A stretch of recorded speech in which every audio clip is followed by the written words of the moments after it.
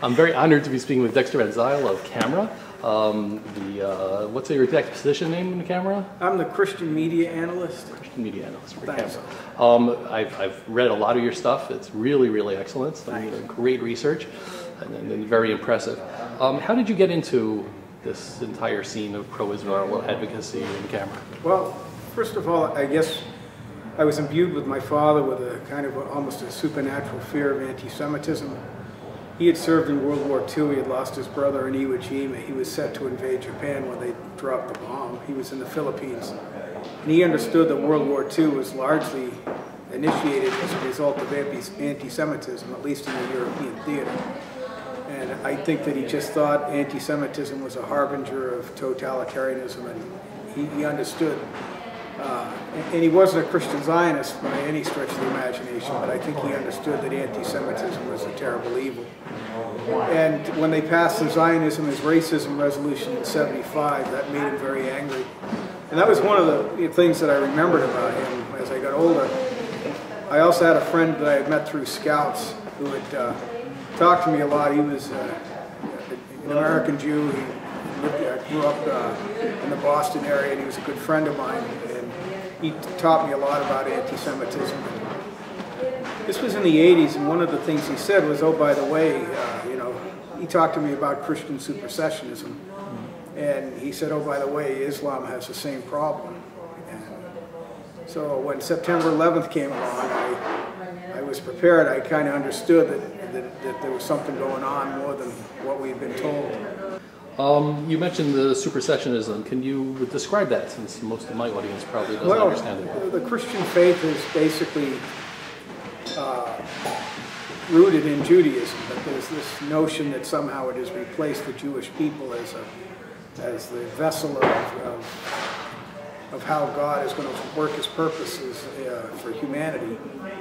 And what happens is this notion that somehow that the Jewish people no longer have any reason to exist in light of the arrival of Jesus Christ, his crucifixion and his resurrection. And there's this notion that the Jewish people really have been forgotten by God and no longer have a role to play in history. And as a result, their state itself really is illegitimate, because the Jewish people should have disappeared long ago. And unfortunately, even in those churches that have condemned supersessionism, sometimes I wonder if there isn't a vestige of supersessionism at work, because anytime the Jewish people do anything to defend themselves, these churches overreact, and they are more offended by Jewish self-defense than Islamist hostility towards the Jews. Do you think that the theology or the philosophy of supersessionism has increased as a result of Israel being reborn? I don't know. I think we spent, and here I am kind of being a hypocrite, but Christians sure do spend an awful lot of time thinking about the Jews. Okay, and that's one of the reasons why I have a job. Okay, to be frank, but I think that there's an obsession with Israel that is untold. And I think it's going to be very difficult for Christians to ever just think about the Jewish people as if they are just any other people group on the planet. I think that's the difficulty. And so, do I think it's increased or decreased? I think maybe, but I don't think it's ever going to completely disappear, and there are going to be periods of history when things are difficult and people are going to obsess about the Jews. I see, at least, I mean, I don't get that much involved in these discussions, because obviously I don't come from that background, but on at least a couple of occasions I've looked at the arguments given, like the Church of Scotland document that was recent. And I don't know if they're considered supersessionists, but they're clearly trying to quote the Old Testament, the Jewish Bible, in order to justify what they're doing, even though it makes no sense. So I'm trying to understand that. And I think the difficulty that Christians have is that we should look at the Hebrew Scriptures as a map to our own soul, and we shouldn't use them just as a millstone to place around the neck of the Jewish people. If we're going to use the Hebrew Scriptures to assess and interrogate Jewish behavior. Okay, well then why don't we do the same thing to assess Muslim behavior as well? And because, you know, quite simply, and maybe I'm oversimplifying, what's good for the goose is good for the gander. And if we're going to hold up these scriptures and say, you're doing it wrong, well then we need to say the same thing to Israel's adversaries as well. And for example, the security barrier is portrayed as some sort of blight on the Holy Land. Well, isn't suicide bombing a blight on the Holy Land as well, don't you think? That would be my question. That's a very good point. I don't know if you heard of these guys, and you know, I'm not sure if this is that important a topic, because the only other time I ever got into, or at least tried to argue with these guys, in 2011, these two people that were called Christian ethicists, David Gushee and Glenn Stassen, yeah. I don't know, they came out with this blog post really that said that based on Genesis 15, you know, the Holy Land really should belong to the Muslims because they're also children of Abraham. And it was the most ridiculous thing, because even at first I was looking at the other thing, well, what do you do about the other promises? Then I even looked at Genesis 15, I'm saying, it's talking about 400 years of slavery, and, you know, it's clearly talking about Jews.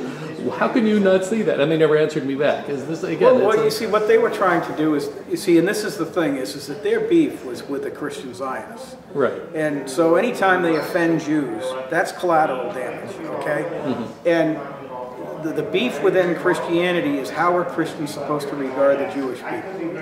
And one of the interesting things is that there are a large number of Christians who will basically raise issues related to Christian Zionism and basically accuse them of Judaizing and basically reverting the Christian faith back to a pre-Christ understanding of the land and of the promises.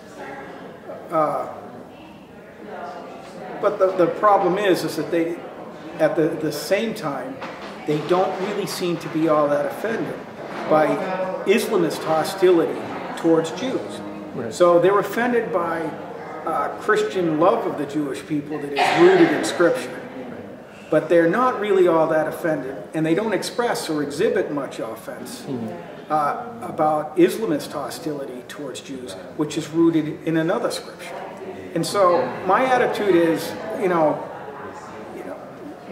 at what point are you really going to play it straight and deal with all of the issues? Because the problem is not Christian Zionist support for Israel. It's the fact that people hate Jews and want to deprive them of or exercise a veto over their sovereignty that is the problem. Was Sabeel the first group that, you know, that really tried to concretize this anti-Israel attitude within Christianity? There had been Arab Christians previously, particularly after the Six-Day War, and I think even prior to that, they had always basically, one of the things, you know, the dhimmi Christian populations in the Middle East, one card that they could always play was anti-Semitism, because you know, Muslim doctrine about the Jews and Christian doctrine about the Jews dovetail quite nicely. And so, if you were a Christian living in a Muslim majority environment, the one thing that you could always do is to basically lay off the hostility that you might have experienced from the Muslim majority back onto the Jews. And so that had been going on for a long time, and I think ultimately that is what Sabeel had done. But they were the first, to be fair, I think your question, they were like the first organized group that really hammered away at that in a systematic way. And they have always emphasized, gone after Christians who have supported Israel as basically countering or contradicting Christianity's universalist message.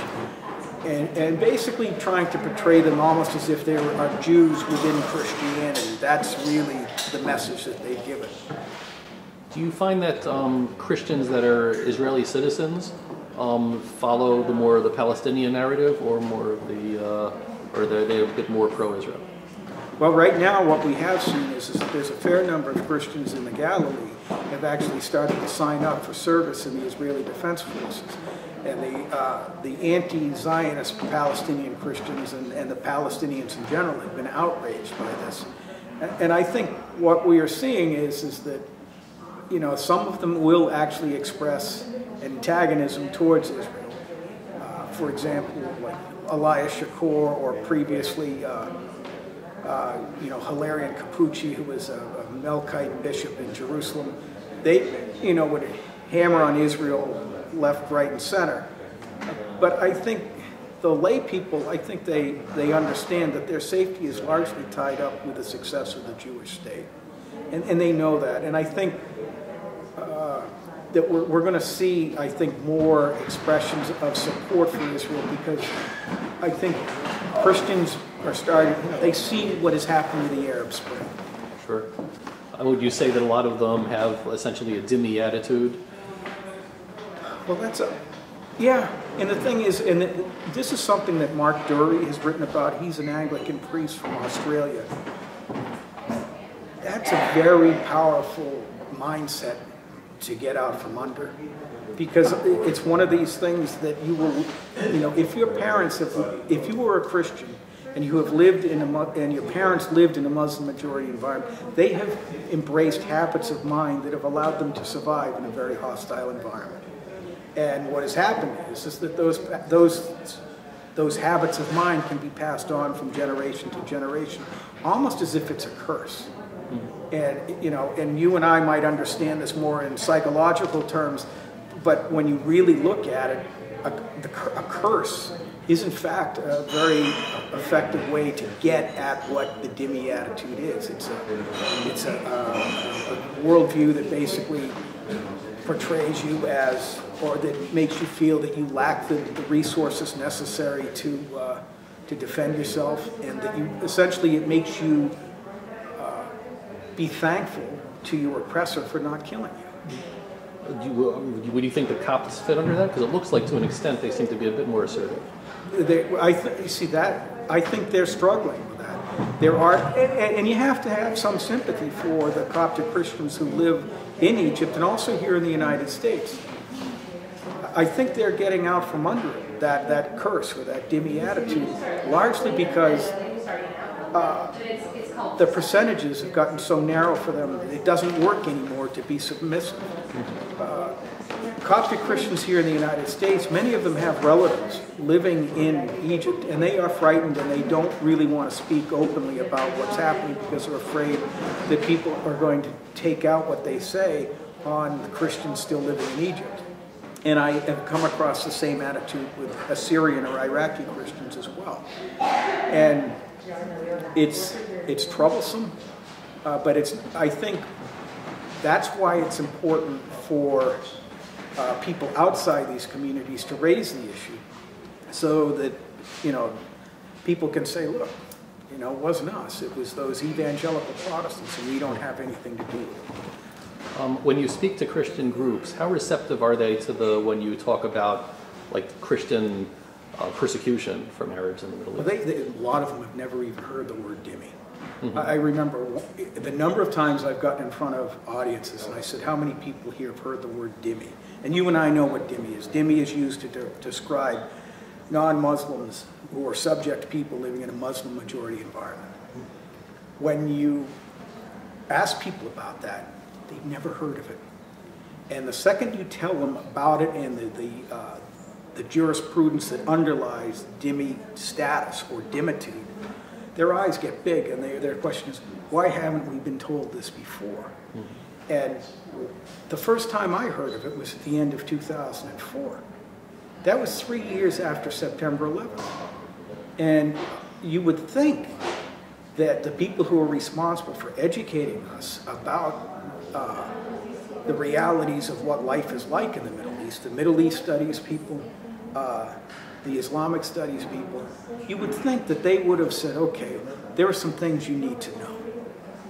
But the effort to basically educate people has been monumentally difficult, and anybody that would raise these issues is described as an Islamophobe. But in my day-to-day dealings with people who have not been educated beyond their ability to comprehend, they want to know more. They're like, what, I walk my dog. in the city of Boston, okay? I live in Boston. And you know, the people who have dogs, or they all know each other. You know, they meet in parks and they talk while their dogs play. I had a conversation with some of the people and they asked me about my work and I told them about this. And they looked at me and they said, we've never heard of this before. And these people are not dumb. Sure. It's just that they haven't been told. Mm-hmm. So I think over the long haul, people are increasingly receptive. And the message that I say is that Christians in the Middle East are paying for our tuition with their lives and blood. And that's an unfortunate thing to say, but I think that's the truth. Is there any message that you would like to give out, like when you, or your main message you when you speak to people? Well, you know, I guess right now I'm on a kick that I think people should really, you know, and part of it is that I just read Yoram Hazony's book, The Dawn, which is about the book of Esther.